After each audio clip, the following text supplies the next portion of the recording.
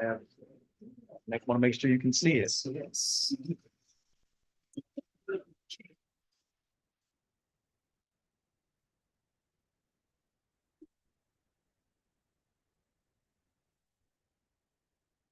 It's ready.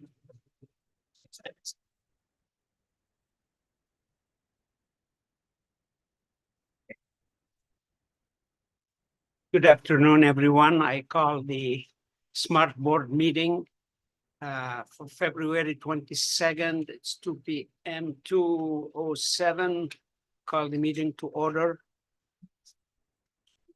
SMART, roll call, please. Would you like to do the pledge of allegiance? Oh, sorry.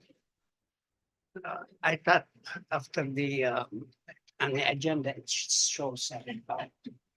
I Pledge allegiance to the flag of the United States of America and to the republic for which it stands, one nation, under God, indivisible, with liberty and justice for all.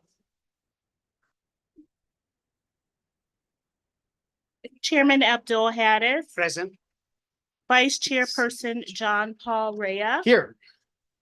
Miss Hillary Chambers, It's my. Miss Sheila Cote, Dr. Curtis Ivory is excused absence. Tiffany Gunter, Deputy GM and COO, is also excused absence. Mr. Manico is excused absence, and he's joining, well, he won't be joining us by Zoom, but he sent me some great pictures from Disney World. And we're gonna pull them up really quickly so he can say hi as Indiana Jones. There you go. And as the genie from Aladdin. Just 1 second. I'm really jealous.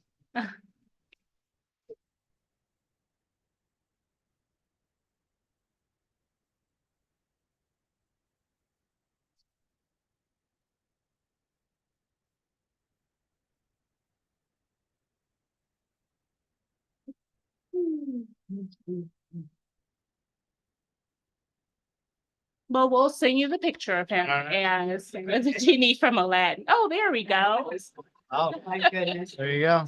Thank you. And last but not least, Mr. Britt Rays again. Thank you. Next item, adoption of the agenda. Mr. Chair, make a motion to approve the agenda as presented. Support. Motion been made and supported. Any discussion? Seeing none, all those who agree signify by saying aye. Aye. Oppose, motion carried. Item 5, certification of public notice. Mrs. Martin. SMART will hold the February 22nd, 2024 Board of Directors meeting at 2 p.m. in the Beale Building located at 535 Griswold Street, Suite 600, Detroit, Michigan 48226. This meeting is open to the public. Thank you.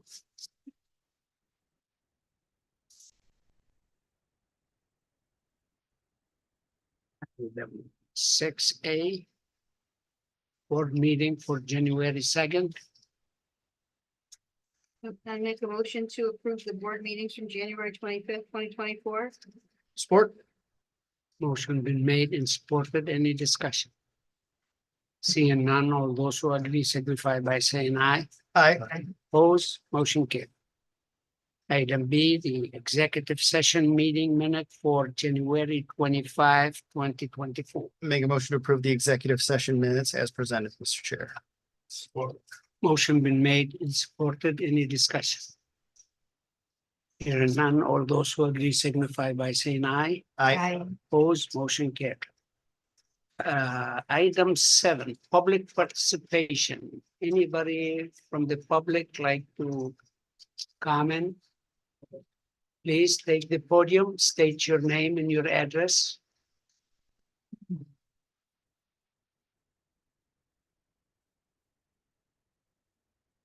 Good afternoon. Thank you. My name is Mary Palmer. I reside at 4571 Hunter Circle West in Canton, Michigan, and I take the 255 from the Westland Express to downtown. I have a complaint, as do the majority of our riders. We may be able to get downtown. Let me start over. Pre-pandemic, it was 5 buses. Post-pandemic, they cut the route 60%. So in the morning, there's a 5:54 and a 6:20 a.m. bus. 6:20 a.m. bus may or may not arrive. So now I catch the 5:54. No problem with that whatsoever. The problem is going westbound, going home. Either that bus, the first bus is due to depart downtown Detroit at 3:40, and I pick it up right in front of this building across the street. It should be here at 3:46. 2024, that bus has not arrived on time. It is either 40 minutes to an hour late. Sometimes both the 4:40 and the 3:40 come at the exact same time. I've written emails. My co-writers have called. Yesterday, when I looked at my transit app, the bus was still sitting at the terminal. And I do understand there's a shortage of vehicles, a shortage of drivers. I get all of that. But once I'm downtown, I can't get back to my car. And I have a car, but I know that there are riders on that bus that rely solely on that mode of transportation to get to and from work. So in my opinion, that's unacceptable. And I haven't had any response to my complaints or emails. That's it. Hopefully it can be rectified. Thank you. Ms. Palmer, Deshalon Brownlee is sitting right behind you. She's our VP of Transportation. She just introduced herself. Thank Okay, you so great. much. Please take the podium, state your name and address.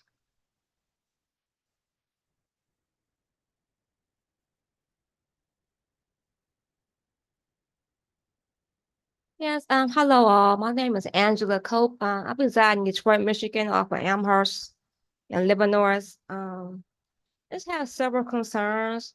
I guess the past couple of weeks, I've been emailing the board of directors, including Mr. Hadouis, I believe it's pronounced, Mr. Rasnin, Mr. Raya, and also Mr. Parker and Mr. Farrell, the CEO, regarding how I feel like my complaints are not being addressed or responded by certain individuals at SMART. I just feel like I'm being retaliated against regarding certain SMART officials for complaining so much about my issues with just being a passenger on the bus. I mean, the buses are horrible. I hate to say that, but the drivers are always late. Some of them got attitude problems. Some of the passengers are horrible too. I mean, some of them just come on to harass other passengers or even the bus drivers themselves.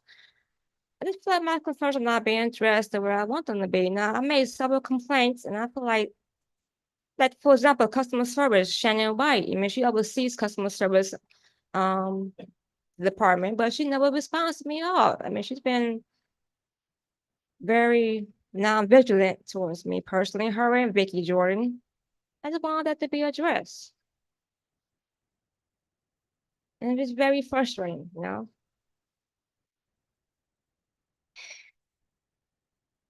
And Mr. Farrell refused to speak to me. Now, the last CEO, Mr. Kramer, he always reached out to me. You know, I had spoke to him in person, him and Madonna. It was just new leadership took over. Just I've been like ignored personally. We usually don't rebuttal in the comment, but your complaint been noticed, and we have a staff behind you, and they could take your information and get back to you. But what about the board himself? I sent y'all several emails. I mean, I've been dealing with Mr. Ray and Mr. Parker and Mr. Rasnick, but will I get a response regarding my concerns in writing? Can't comment on that. Ms. Cope, thank you for your comments. Your time is up. We'll have staff respond back to you. If you don't mind giving your phone number directly to Ms. Brownlee, that would be helpful. Thank you. Anybody else from the public like to comment? Detroit.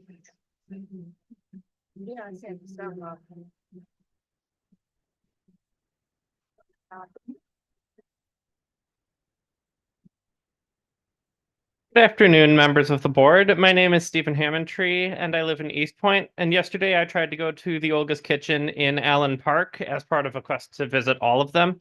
But I ended up in Taylor instead due to an abysmal level of run cuts in the Dearborn area.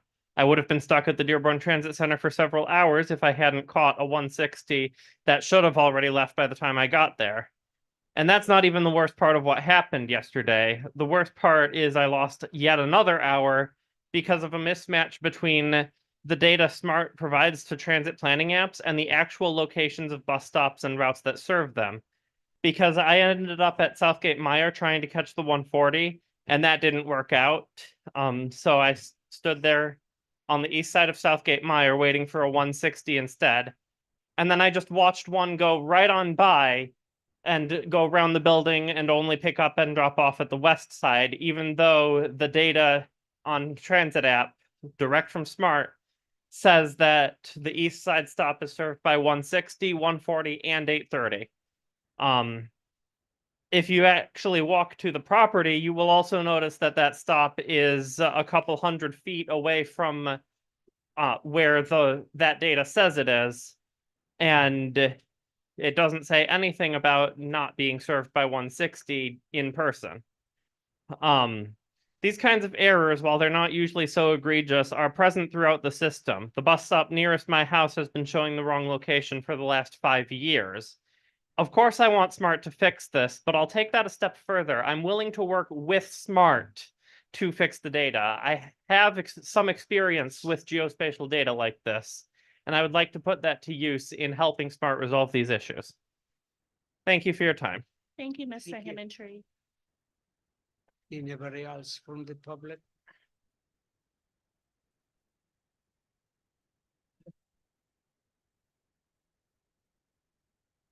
Good afternoon, Mike Rayner, Chesterfield Township. My concern overall when it comes to smart transportation are jobs. I think that's the biggest opportunity, is to provide transportation where the jobs are. A good place to start, hopefully, with the sincere work between both parties, that we can start by filling the jobs that you have behind the wheels of your buses. So that would be a great start. I was really impressed. I want to talk about a opportunity I had to meet with the Smart Mobility Project. I went over to college in Macomb, and boy, I was really very excited, because to kind of pick up a little bit on what the young lady just mentioned a couple of minutes ago. When I was a store manager and I had an employee that had a question, I made sure I always gave them time and an answer to their question. Many times, and the same thing is true in the township where I live, comments for the most part tend to be questions. And we really need kind of a Q&A or some sort of a follow-up, because the questions that are posed, just as she pointed out, are not responded to. You know, it's really nothing more than common courtesy. If somebody has a legitimate question and you're encouraging them to share their questions with you, they certainly deserve an answer. So, again, that's just kind of, it's a non-starter if we don't have a little bit of feedback. Speaking about jobs, one of the great things about the meeting there with the mobility project, and I really love this, because when they were done, first of all, they said, well, all right, let's get together. So I thought, wow, that's a great start. Let's get together. And they had a map showing every bus line that was in the general counties. And they said, okay, now here's a marker. Now tell us where we need additional bus service. You know, I really love that part, because I know that where I need bus service in my area is to fill jobs. And I know that 71% of our riders are going to and from jobs. So just to kind of reiterate, Hall Road is ridiculous. I mean, how about the hundreds of jobs that we have on Hall Road? Jobs that pay what, $12, $13, $14, $15 an hour? So, I mean, are you going to arrive in your SUV and, you know, go to work? No, you're going to carpool, which I've heard a lot about. As I question these businesses, I found out, well, we try to carpool, or my mom tries to bring me if she can. I mean, we need buses. I mean, Hall Road, I can't believe this. So we got that little spur from Van Dyke down to Shaner and all that. That's really kind of a turnaround. But Hall Road, And the other part that we need desperately for jobs is westbound 23-mile road from Romeo Plank to the Van Dyke connector. I mean, there are so many jobs. I've spoken to many of the folks there. I mean, I can't understand why we're not, as really our first focus is saying, okay, now, how can we serve as many or how can we fill as many jobs as we can by providing service to those locations? I mean, providing jobs, I mean, we all need a job. We all need a job to survive, right? So I hope we'll focus a little bit more on that. It's really very, very important. The other thing I won't get into is the cleanliness of the bus stops. We know about that. But the other thing that has a lot to do with that is the Adopt-A-Stop. I mean, that's like a non-existent program. Last time I looked, there were 11 or 12 that have been adopted out of what, 300 or something? That's a very effective way. And I'm working with Home Depot and I'm working with the Boy Scouts to see if we can't get some of those community groups to, to adopt some of those. We really need their help. Thank you, Mr. Weiner. Thank you very much. Thank you. Anybody else from the public?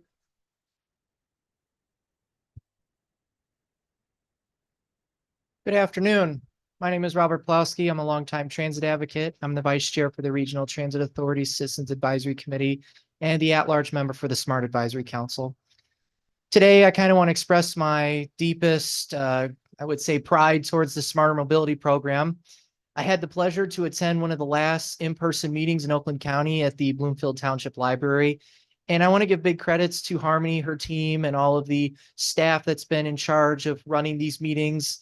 I think the public engagement is one of the things that we currently see, and SMART is on the move. There's a lot of people looking to use SMART, and we had the opportunity to actually draw out routes and potential new connections all across the region.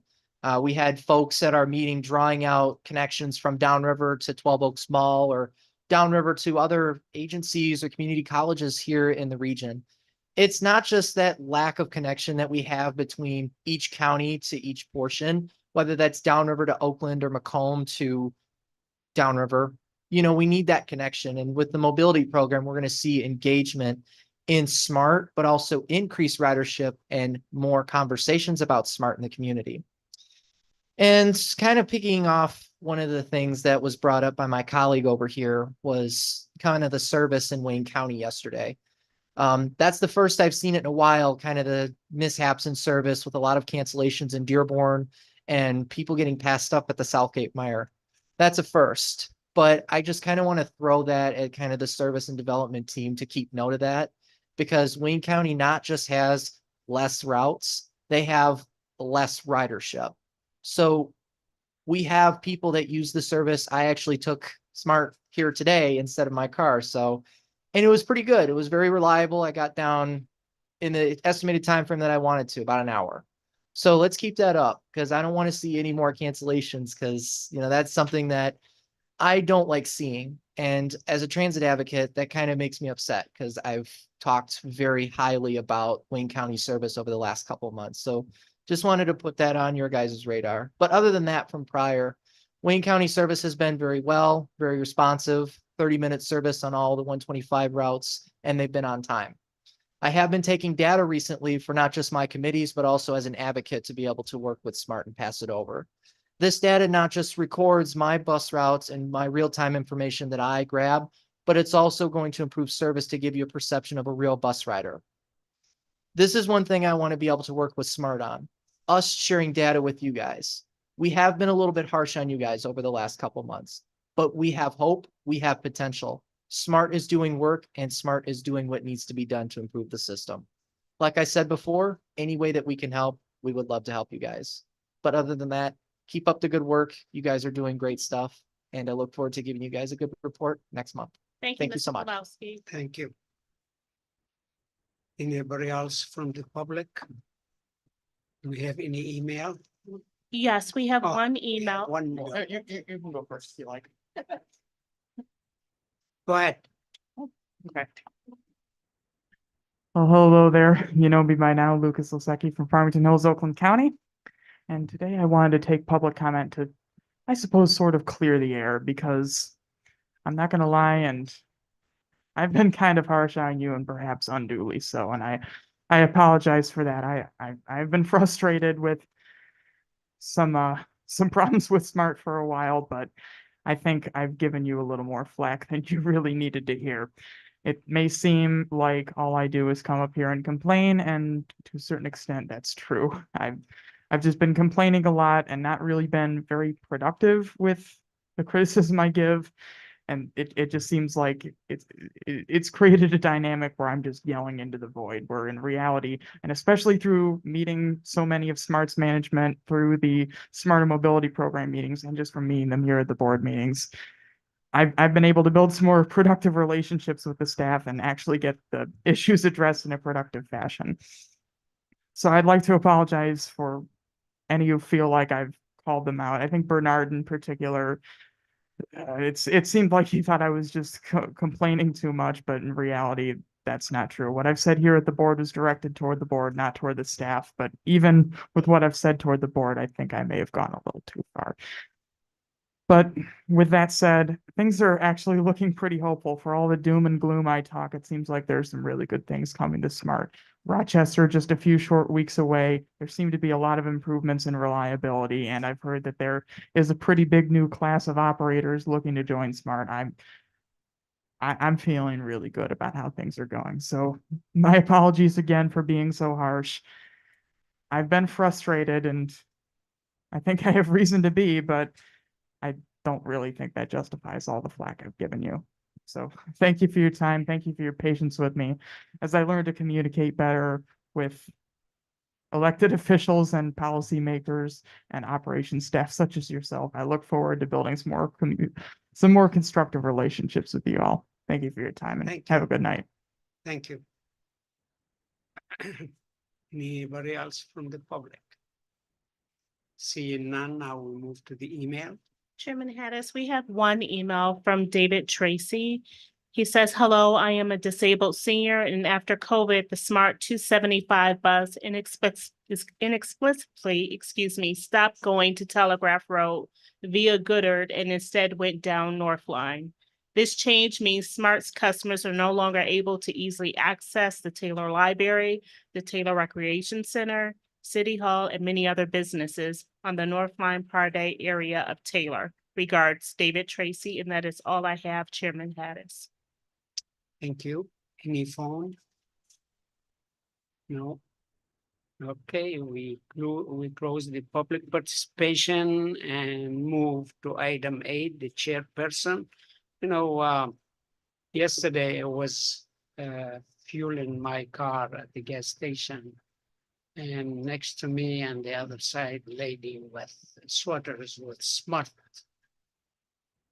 sign on it. And I said, oh, you work for Smart? She said, yeah. I said, how you like it? And she said, well, I have 15 years and I'm looking for the next 15 years to retire from there. It make my day when I see the people who work for us feel good about job and looking forward to continue till they retire. And after I finished, and she said, well, I told you my name and what I do, but you didn't tell me. I said, well, I'm El Hedis and I'm on SMARTBoard. We appreciate employee like you. And I left. Make my day to see how the employee feel about their job and how the morale. And I thank all the leadership team, especially Mr. Farrell, to see this kind of feeling. This is my report. Now we move to general manager's report. Mr. Farrell. I am going to let the board briefings be my report for the month. Particularly as it relates to the ridership presentation. I think that those will speak for itself. And I'll turn it back over to you, sir. Thank you. Okay. Now we go to item 10A, HR hiring update. Mr. Diana. Hello, Chairman Haddish and members of the board. My name is Tiana Leapart. I am Interim Vice President of Human Resources. I am here to give the HR hiring update from January 1st, 2024 through January 31st, 2024. During that time, we have hired 6 fixed route coach operators, 17 connector bus operators, 3 customer service operators, 1 part-time customer service operator, 1 mechanic, 2 CSSAs, 1 orientation and mobility specialist, 1 supervisor of paratransit, 1 manager of bus operations, 1 payroll data clerk, and 1 data clerk technician. Also during that time, we did have some separations. During that time, we did lose 6 fixed route coach operators, 5 connector bus operators, 1 customer service operator part-time, 1 bus and video telecommunications specialist, 1 data clerk, and we had 2 retirements. During that time, that grand total was 16. So overall, we hired 35 new employees. We had 16 separations with including retirement. So we had a positive 19 new hires. In addition to that, for our fixed route operators, as of January 31st, 2024, we have 426 budgeted positions. Out of the 426 budgeted positions, 341 are filled, and we have 85 vacant positions. For paratransit, as of January 31st, 2024, we have 142 budgeted positions. Out of the 142 budgeted positions, 107 of them are filled, which leaves us with 35 vacant or open positions. And that concludes my HR update.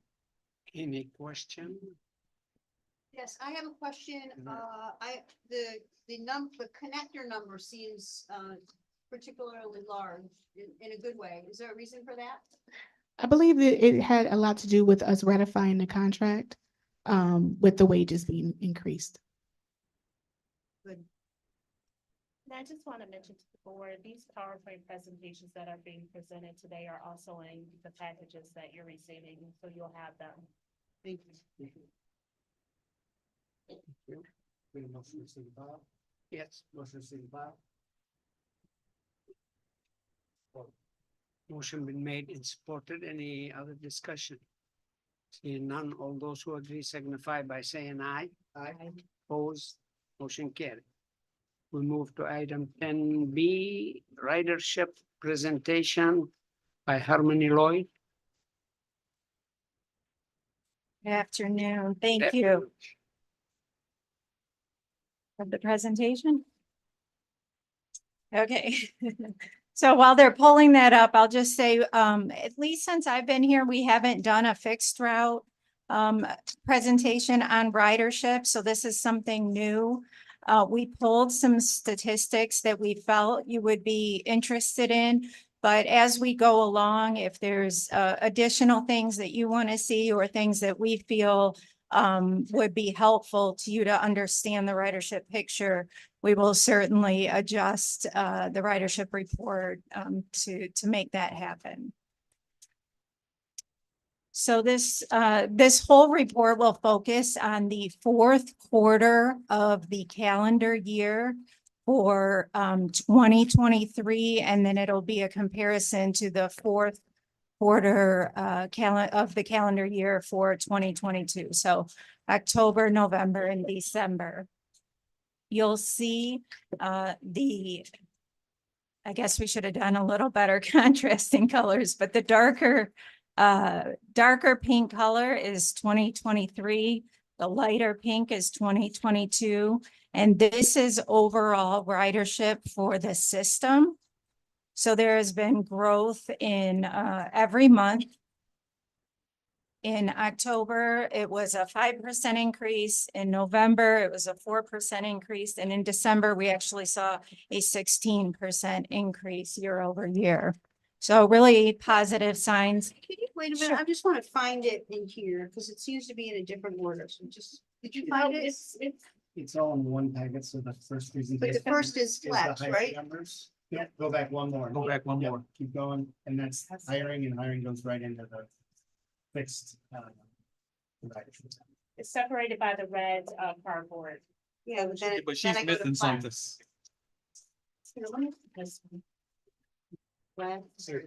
okay. How many pages are flex? I know, that's what I'm saying. I think because of flex and then it went to parakeets. There you go. Okay, I'll look, I'll keep looking if I can look at yours. Okay. Here, it's right here. I didn't have it. Okay. Hers Okay. didn't have it. My apologies. That's okay. No. No, that's That's fine. the one I'm does- keeping this. I'll take that one back. Oh. Here, I have one for you.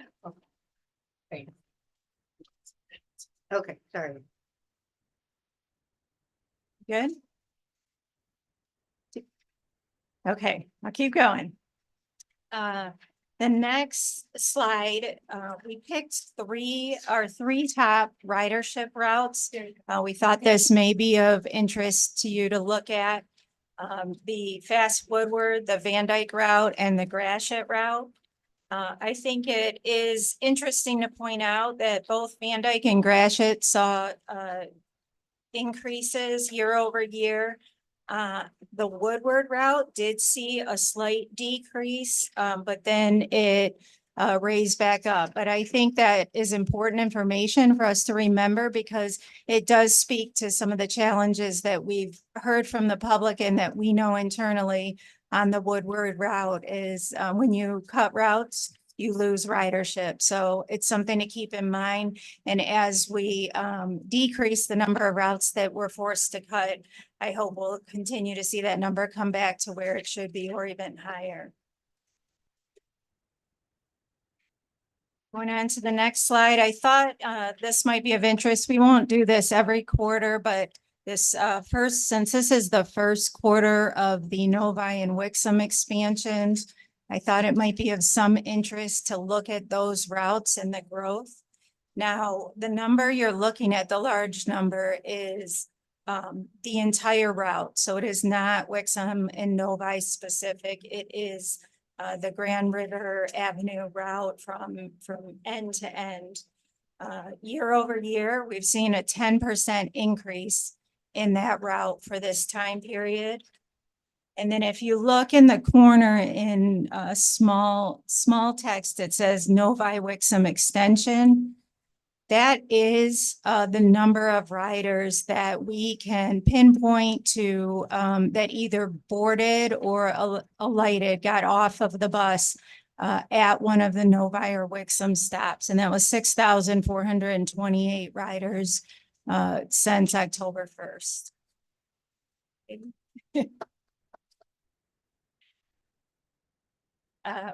If we look at the next route, it's the 740, the 12-mile road route, the route that some of you went on a ride along of and one that's had a lot of attention.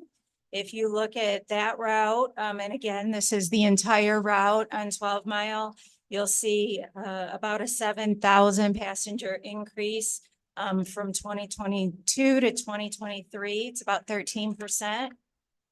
And then again, if you look kind of to the left on this slide for the extension, we can attribute 4,206 riders to the Novi and Wixom stops. Finally, on my presentation, we have the 805 Grand River Park and Ride. This is a route that existed. We did extend it when we rolled out the expansions into Novi and Wixom. However, because there was an unwillingness for MDOT to allow us to pull into their park and ride at 12-mile, we were forced to cut back about 6 of the stops that we were going to along Grand River. We are working with MDOT to try to resolve this situation, and we've had some positive conversations. So I believe that there will be a change in policy where we are allowed to bring the bus in there and transport riders. We ended up cutting that service back to what it initially was on October 16th.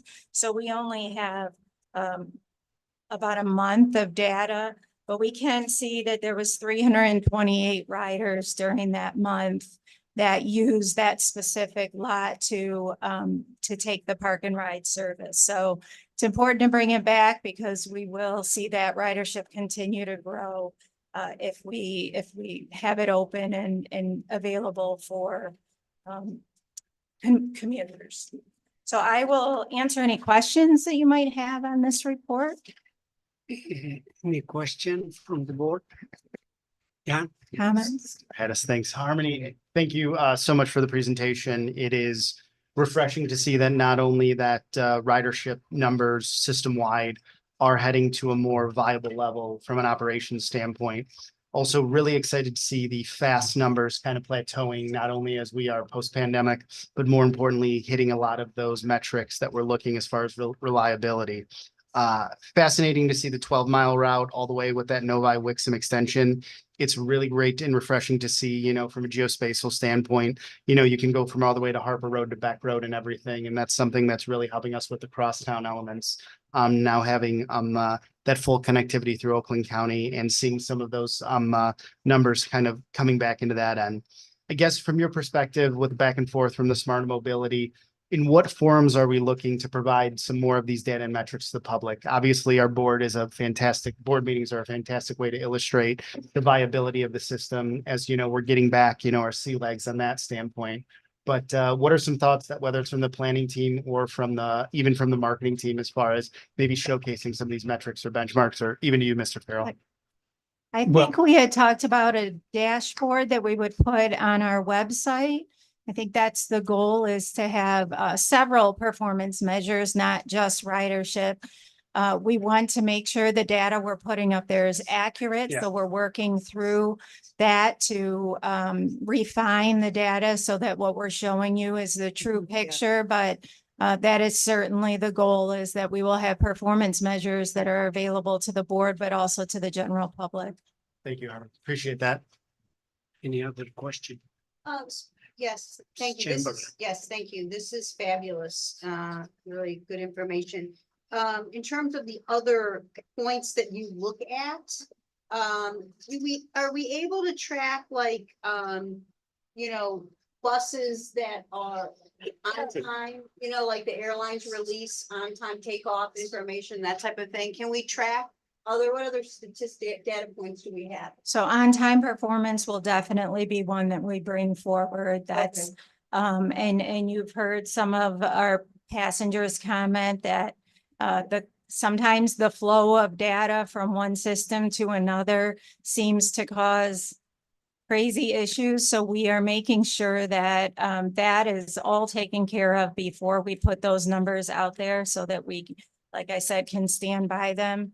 I think pull-out rate is something that's important in the transit industry, and that's in the morning and in the afternoon. You have a certain amount of buses that are scheduled to leave the terminal, and you have a percentage of that. Obviously, 100% is ideal, that you're looking at what is that pull-out rate and are we achieving that or coming close to it. So that would be another performance measure. And then I think you get a little bit into financial things like cost per passenger. And that's something we're working with the Smarter Mobility consultants on right now, to get our arms around what that looks like and what should be figured in when we're looking at that cost per passenger, because it varies greatly depending what the characteristics of your agency are. So one of the reasons why with Connector, we're trying to break that out for paratransit and then the dial-a-ride service, is those are two distinctly different areas that have to be tracked differently. So the cost per mile for those is going to be different. We're also going to be presenting what our safety numbers are, accidents per 100,000 miles, which is an industry standard. I will also be reporting on the reliability of our maintenance fleet. So mean distance between failures is a standard in the industry, where you track what the average time mileage between breakdowns is. And a lot of all of this will be taken into consideration as we build a budget for 24, 25. And so the expectation is that it'll be performance based. So basically, this is the performance you can expect for the dollars. And you know, and obviously a lot of this is predicated on, you know, staffing. But we'll be coming back, you know, also our objective, quite frankly, is to get back to pre-pandemic levels of service. Our current peak requirement for buses is 162, 63. Okay. And we need to get to 207. And so that's a lot of people required, and that's a lot more service that we'll have to do. So one of the things that I would ask the public, and I understand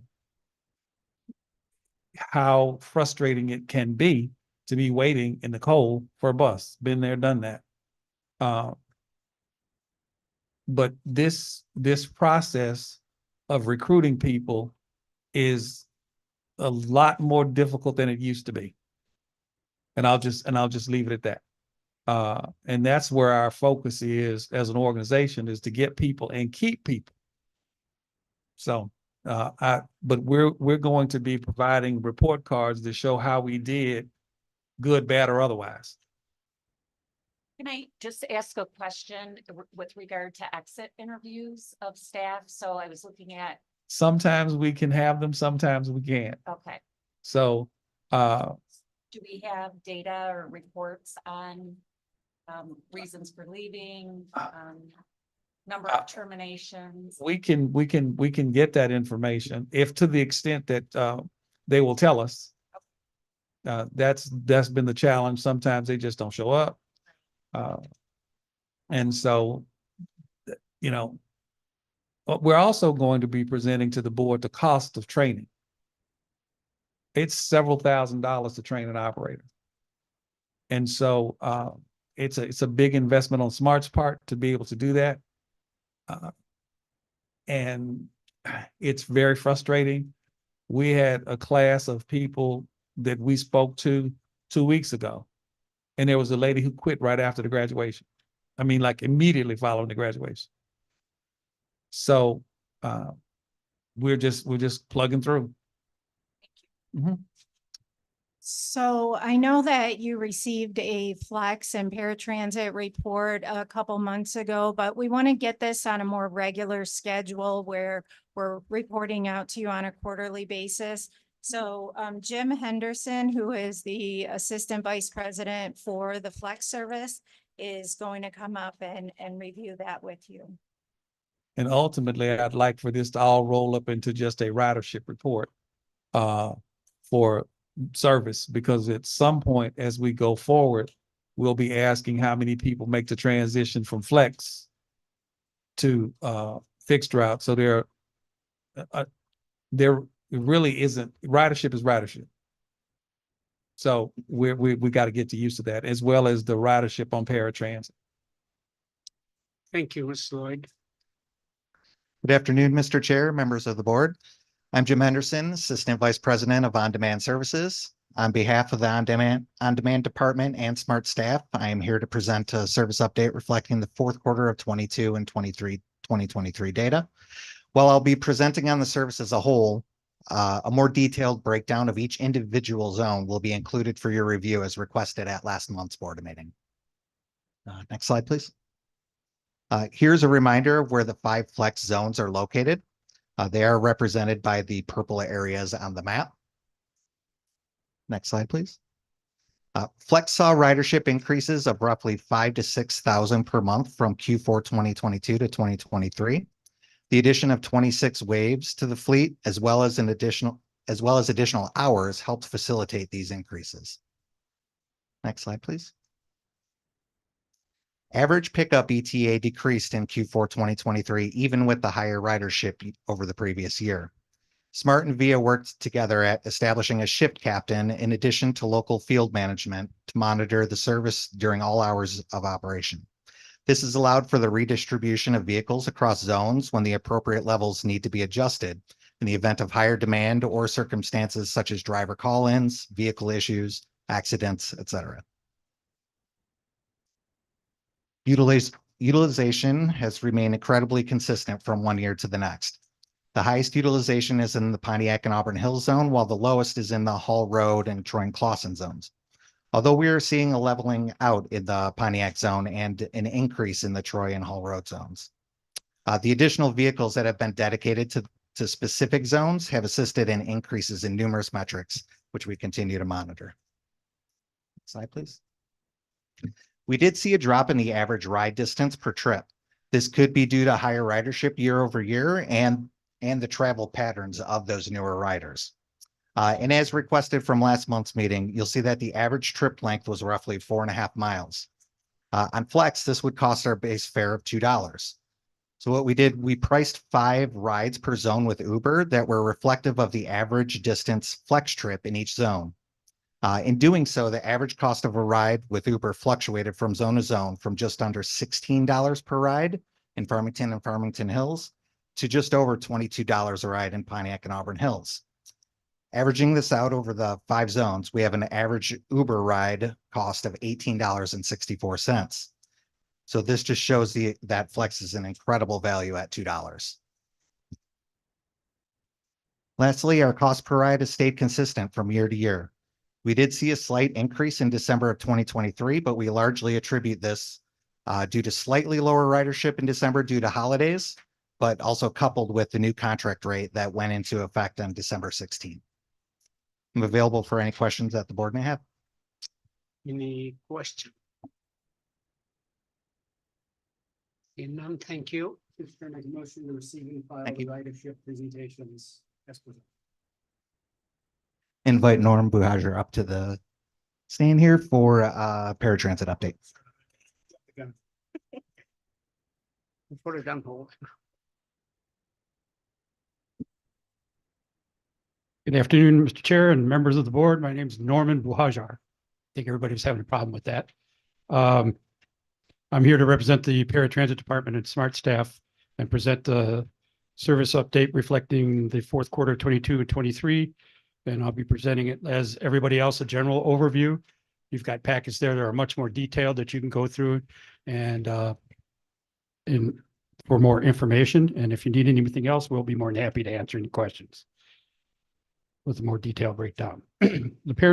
See slide 1 here. Paratransit department saw increases in ridership as a result of returning riders, new riders, and increasing number of operators. While we didn't have as many operators as we'd like, we continue to utilize the operators we had as efficiently as possible to increase the ridership. With new operators coming online, we project ridership to continue to grow in 2024. Next slide. We saw an increase in deadhead and revenue miles because of more operators on the road and increasing our service area. As SMART increases its service area in places, more operators on the road, we will see these numbers increase over 2024 as well. Next slide.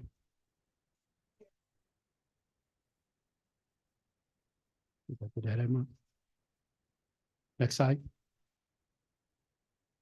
Okay, cost per ride. The cost per ride remained consistent with a slight increase on Saturday due to increase in rider cancels. SMART monitors its service needs on a consistent basis to ensure operators are scheduled based on service demands. Unexpected riderships increases required overtime, paid a time and a half until we were able to do a new run pick in January, which allowed us to reconfigure and run more straight time routes to accommodate the increase in ridership and decrease the cost per ride. So we'll see that even out, I'm sure. And the next slide, our on-time performance. We saw a drop in the on-time performance, and this was due primarily to the increased construction projects in the regions, as well as vehicle availability at times, and once again, the driver issues, which we have made strides in increasing. The paratransit department will receive 59 new vehicles in 2024, and have seen several vehicles return to service recently. So we've been making a lot of strides in the maintenance area as well to booster the equipment. This, coupled with more operators being on the road and construction projects ending, should help our increase in our on-time performance. I'm not sure about the construction, but hopefully that'll end soon. And I'm available for any questions. Any question? For Norman? No. Well, thank you. And as Now motion in order to receive and file. Thank you, Mr. Chair. Motion been made and supported. Any discussion? Seeing none, all those who agree signify by saying aye. Aye. Opposed, motion carried. Okay, now we move to the theme campaigns. Mr. Parker. Good afternoon, Mr. Chair, and to the It looked board. like I used to pronounce your name. I must know you for a long time. Good afternoon, Mr. Chair. My name is Bernard Parker, Vice President of External Affairs. My area of responsibility entails marketing and communications, customer care, and of course, our ombuds folks in 3 counties, Oakland, Wayne, and Macomb. So before I get started, I just wanted 2 minutes, please, just to thank my executive colleagues in procurement, operations, and maintenance for all of their assistance for the bus route project. For us, this is a huge and phenomenal success for our riders, for our operators, and Mr. Farrell, our community businesses. At the podium, you have Mr. Quincy Lewis, our social media guru. You have virtually watching Katie Lauterball, who is our digital person, media coordinator. And then in the audience somewhere, you have Andrew Dote, who's our extraordinaire everything marketing communications. So as we begin with this, I'd like to tell y'all that the Smart Wrap Moving Tributes is essentially aimed at enhancing our brand visibility, fostering a deeper connection with our communities we serve. And this also falls within our tagline of Life Smart You. It's not about the buses, it's about the experience. It's about how we make the communities better and then how we make the riders feel, as well as the operators, because many of them are very, very excited about driving some of these buses. So we go to the Black History slide, please. As you see for Black History, what we've done is we actually have Granville T. Woods, who's held as a Black Edison. He's developed various things throughout railway systems, and then also helped very significantly pave the way for transit. He has over 30 patents. Next slide, please. So this is something, Mr. Chair, I'm very proud of, celebrating women in transit. Y'all should see this in the month of March. And what we're going to do is have 3 buses in each of the counties, Macomb, Oakland, and Wayne. What's really cool about this, and I hope my boss doesn't get too angry, we have his mentor, Shirley DeLibero, on here, who's held as the Queen of Transit. We have Amy O'Leary of SimCog. We have Miss Nicole Brown on here, who's part of the transportation or TRUE. We go back to the slide, please, with the buses. And then we have Miss Mary Eatman. And what's significant about Miss Mary Eatman? Y'all know as we try to stretch across the table with the RTA, the DDOT, and other transit systems throughout Southeast Michigan, she's actually the first African-American woman who started at DDOT as an operator, and she retired recently as a superintendent. So what we wanted to do with our wraps is to show some connectivity throughout the transit community. I also want to make the point that she's 94 years old. 94 years old, yes, sir. And still kicking. Yes. She was the first phenomenal. First woman superintendent or manager at DDOT. So she's got quite a career. Our next slide, please. Mr. Farrell, would you like to say anything about this slide? Is there a face on there you may recognize? I think there's one. Ah, my. I think there's one. Oh, boy. It's a big picture too.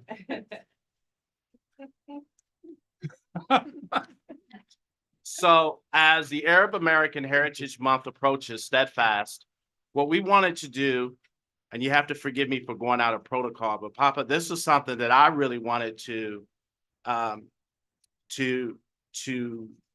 say or do on your behalf. There's so many things that you've done over your career as an elected official, as a humanitarian, as a person, as a mentor, as a friend, as someone that would come to you in Wayne County and ask for your vote, and then have some real conversations. And so the many things that you've done then and what you do for us here at SMART, we wanted to put your handsome face on a bus for all to see in 3 different counties.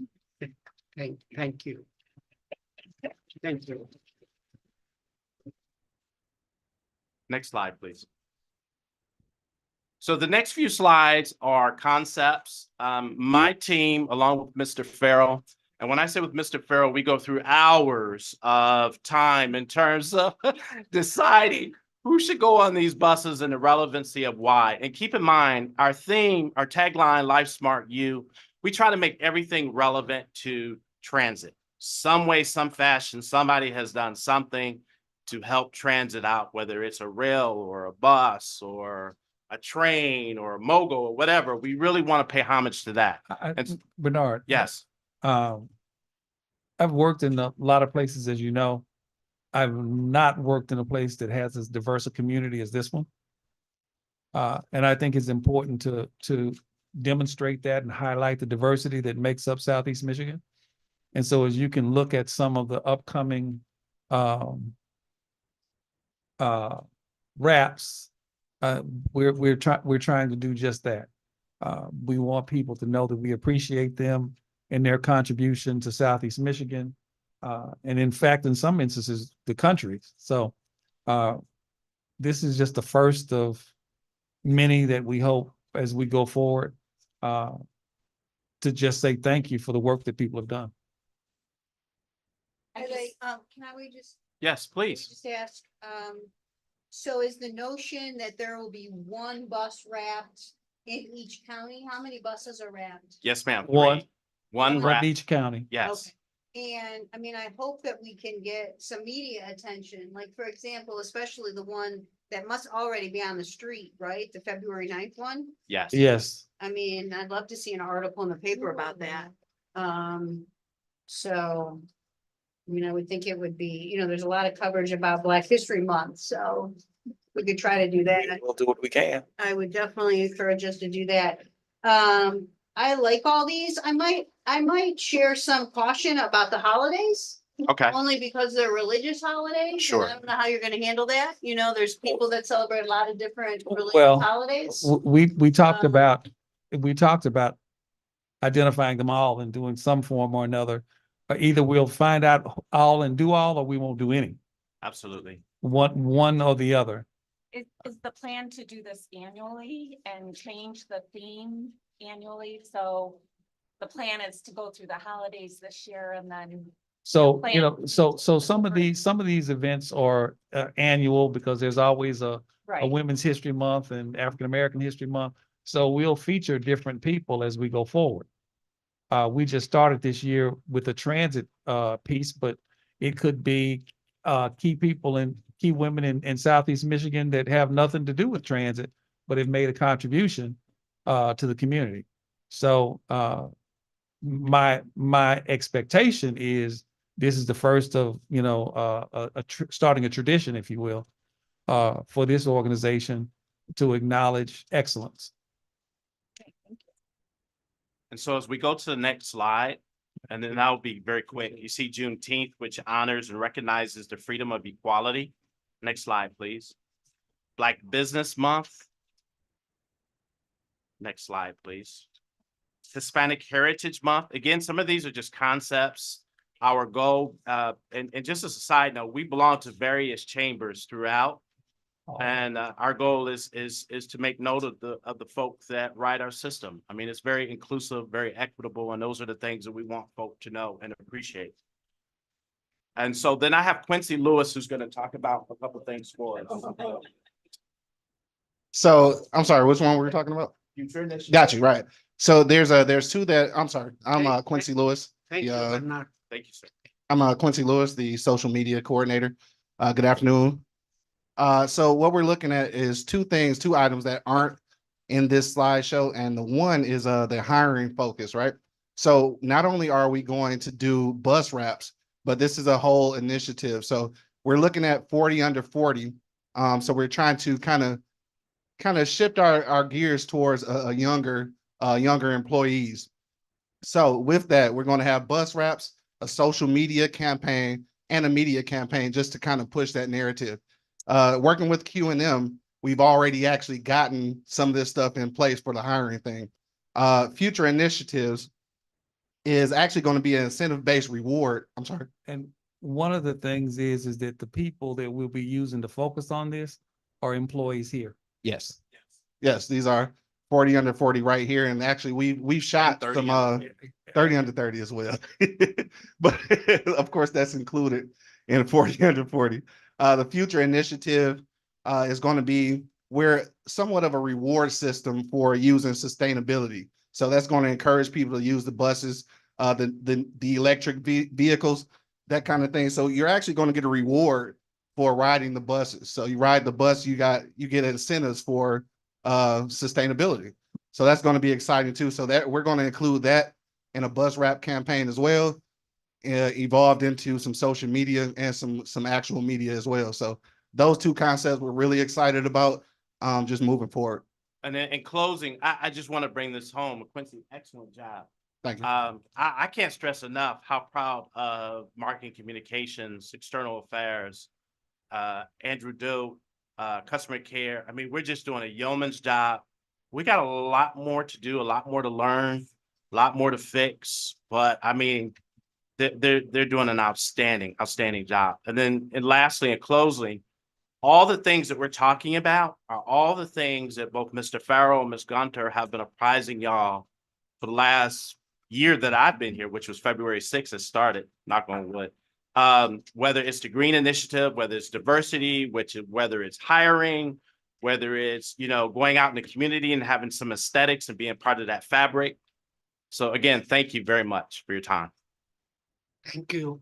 Can I just add, Yes. I don't know, I mean, I love these kind of things. So I do think that you're right that they, if what's the new time, Life Smart You, you know what I mean? That it is about the experience. I don't know how nimble these types of things are, like, could you have a great idea tomorrow and have a bus wrapped in 2 weeks? Or is it a much longer process to do? Yeah, lead time. Well, Like, what's the lead time? For the lead time literally is a couple weeks. And so what we learned under Mr. Farrell's tutelage is, and then I'll break it down the way I learned it. So you have 3 coming in, 3 on the street, 3 coming back in, the wraps are being taken off, and 3 more coming in. So it's a continuous thing. And the goal is to have it in time for the next month coming up. Right. So I might suggest, now that we're suggesting things, Sure. There seems to be a lot of effort around welcoming people to Detroit for the NFL draft. And I think that, the spirit that was really a regional state one around the Lions is real. So I don't know if there's time to do anything to kind of participate in that effort. If I may, board member, we already have a wrap in the shoot. Literally, we're working with Deshaun Brownlee for the NFL. So we're on this. You know what I would really love from our board members, respectfully, Mr. Farrell? If y'all have some ideas in terms of the next months coming up, maybe JP Rhea and Macomb County there, you think about, the Hispanic Heritage Month, and there's someone in your community, or Brett or Hillary, Ms. Cope, that would help us. And I'd also say this, if the concepts that we saw for the Asian and Pacific Islanders and for Hispanic Heritage Week didn't have people on them. If there are leaders out there that you know of that fit into those categories that we can highlight, so we can do the same thing for that demographic, it would be great. Because I don't want a group to be slighted. Well, why didn't you put our pictures on the side of the bus? So that would be helpful.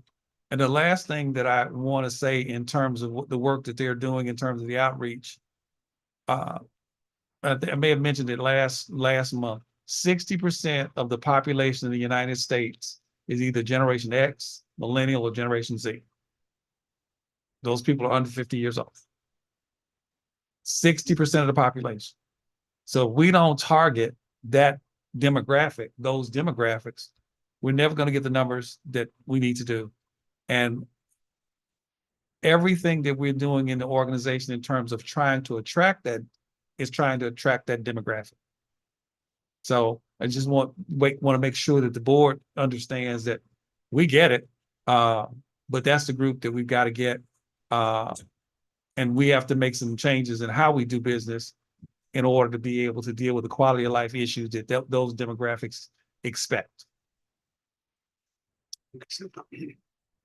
Any other question? Seeing none? Motion to receive and file, Mr. Yes, Chair. now we still have the Gent. You done? Yes, sir. Okay. Sorry, yeah, we're up Thank at. you. Yes, sir. Okay. Thank you.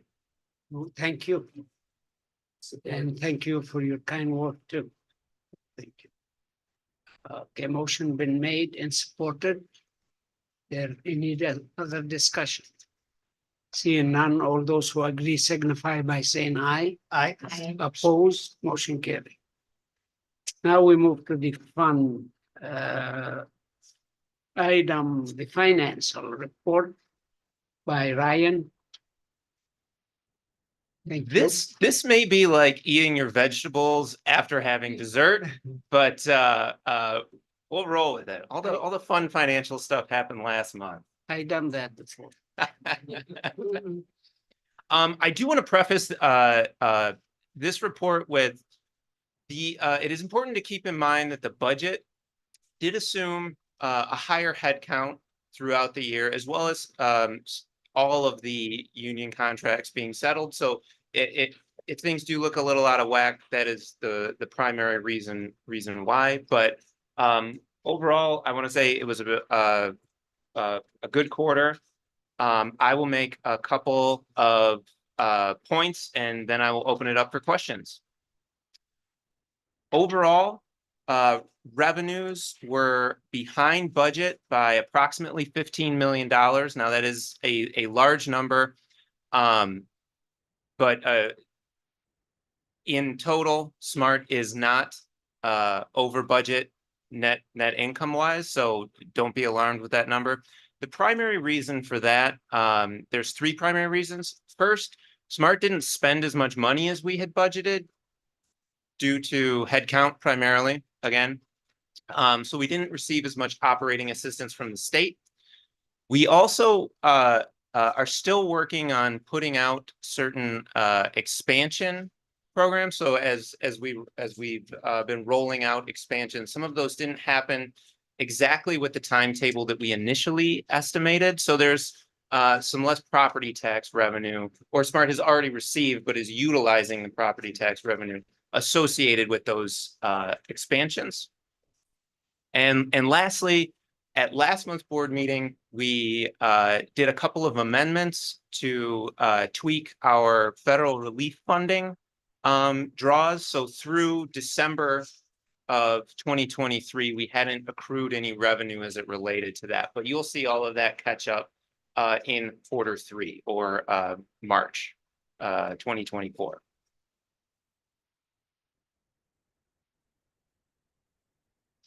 There we go.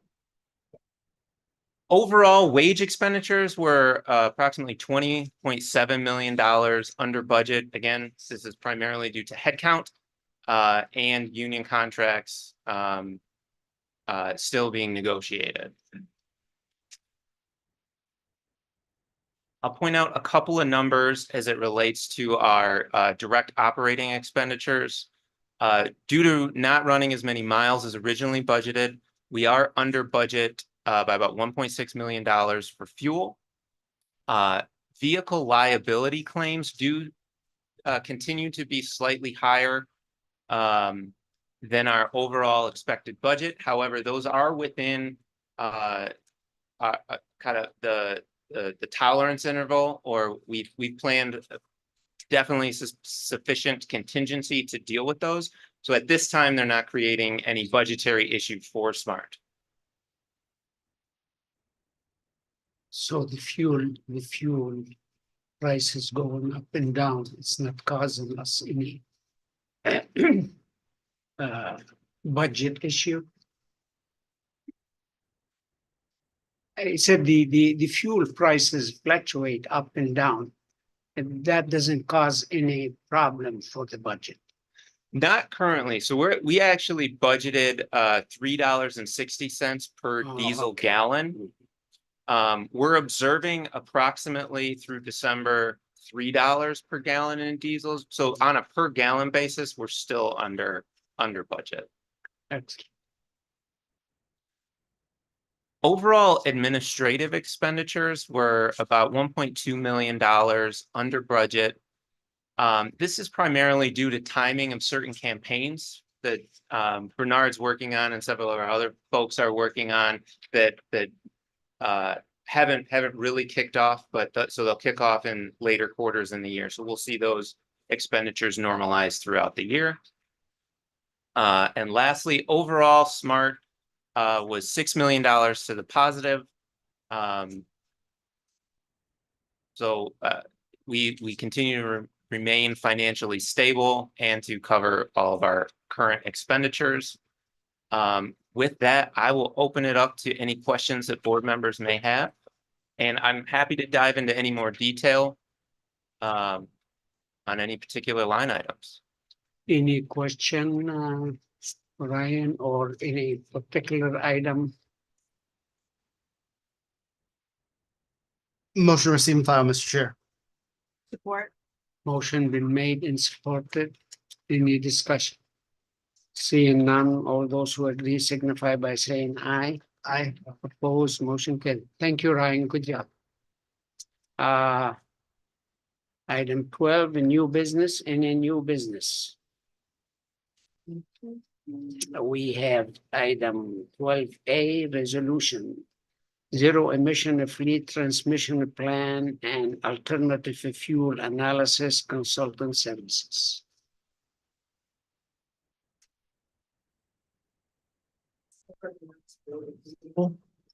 For the resolution authorizing the award of a contract to AECom Great Lakes for a zero emission fleet transition plan alternative fuel analysis consultant services. SMART seeks to transition its fixed route, demand response, and community-run transportation vehicles to 100% zero-emission fuel sources. These consultant services will help SMART develop a strategy for how to transition its fleet and to answer questions related to what type of fuel sources could be utilized and what costs and impacts are associated with that transition. The 2-year contract is for $366,906 and is funded by federal and state capital grants. Staff is available to answer any questions. Any question for Mr. Hall? Yes. Ian, thanks for the presentation. Ms. Farrell, question probably to you. I know last month we joined a new consortium from the federal transit advocacy groups with regards to electrification, zero emission, and everything. How do these two endeavors kind of sequence and correlate with each other? Well, actually, this is something that's required by the FTA. Okay. That we have to do. And so a lot has happened since zero emissions came into play. And so there was obviously a big push for battery, but that really won't work here given the range and those kinds of issues.